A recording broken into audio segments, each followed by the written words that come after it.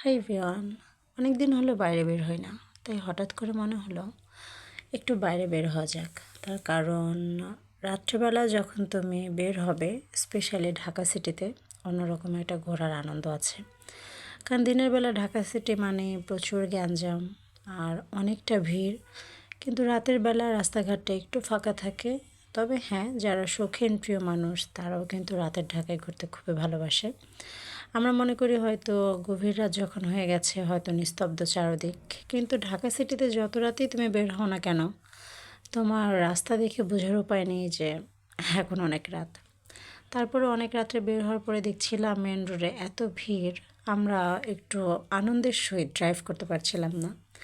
দেন আমরা আমাদের এলাকার মধ্যে খুব সুন্দর পল্লিমার সাইডে যে ফাঁকা রাস্তাগুলো আছে সেখানে ঘুরছিলাম।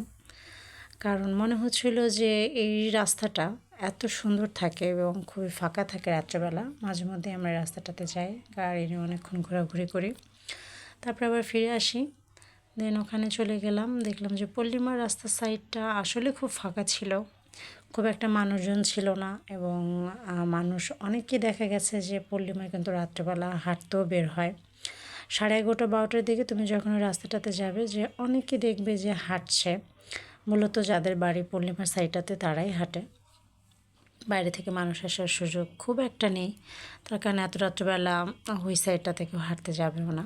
তো দেখলাম যে রাস্তাটা খুব ফাঁকা, তো আমরা ভাবলাম যে এই সাইডটাতে একটু ঘুরি। তারপরে আবার চলে আসলাম মেন রোডে, কিন্তু মনে হলো যে রাতের আকাশে হাই রোডে ঘোরার মতো শান্তি কিন্তু আর কোথাও নেই, স্পেশালি যখন তুমি ফ্লাইওভারে উঠবে। তো আমরা ভাবলাম যে রাত যেহেতু হয়েই গেছে আর যেহেতু বের হয়ে গেছি, সো চলো একটু ফ্লাইওভার থেকে ঘুরে আসা যাক। তবে হ্যাঁ, ফ্লাইওভারে খুব স্পিডের সহিত গাড়িটা চালানো হয়েছে। অনেক রাত ছিল বিধায় ফ্লাইওভারে আমরা দাঁড়াইনি, কারণ আমার মনে একটু ভয় ভয় করছিল, যেহেতু অনেক রাত ছিল। আর ফ্লাইওভারে মাঝে মধ্যেই আমরা বিভিন্ন ইনসিডেন্ট শুনতে পাই, যে কারণে আমরা ফ্লাইওভারে দাঁড়াইনি। তবে ফ্লাইওভারে ঘুরতে খুবই ভালো লাগছিল, খুব সুন্দর একটা বাতাস ছিল। এবং যেহেতু এখন শীতটা অলমোস্ট চলে গেছে, ফেব্রুয়ারি মাস চলে, ঢাকা সিটিতে খুব একটা শীত এখন বোঝার উপায় নেই। যদিও গ্রাম অঞ্চলে এখনও অনেক ঠান্ডা, অনেককে দেখা গেছে কাঁথা কম্বল ইউজ করে, কিন্তু আমাদের ঢাকা সিটিতে কিন্তু সেরকমটা নয়।